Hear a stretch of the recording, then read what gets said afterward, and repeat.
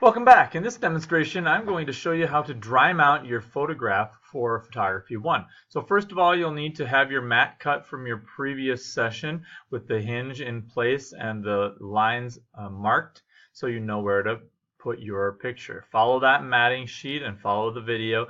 Go through all those steps to get your window cut out properly. Then you're going to take your dry mounter and you're going to actually use some dry mount paper to adhere your photo directly to the back of the railroad board so that your mat comes right over the top of it. Okay, so getting started, what you're going to need is you're going to need two pieces of stuff. This stuff here is called dry mount tissue. It's kind of waxy feeling, and it's in the cabinet right above the dry mount area.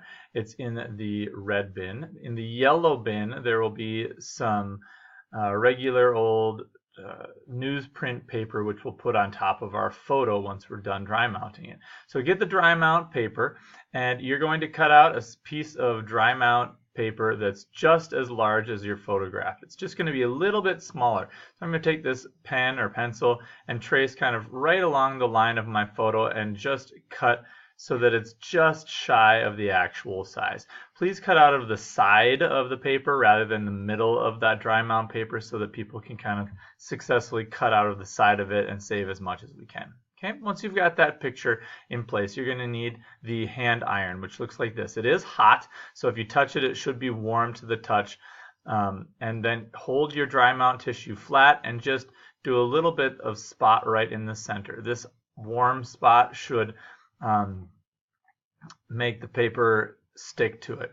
Okay, then make sure that when you replace that dry mount iron, you replace it onto the little metal container. Then place your photo in the right place so that you know that it's lined up with the little tick marks you made before, and tack down both sides of the dry mount tissue onto the back of your board. Okay, then, sorry for the movement of the camera here, but you're going to use this thing which is called a dry mount press. Okay, this dry mount press has a large handle on it. It should be at 175 degrees. You're going to pull that lever and squish it down. The light should be on, and that heat meter should be on 175 degrees. Leave it there for 30 seconds and literally look at the clock that's at the side of the room.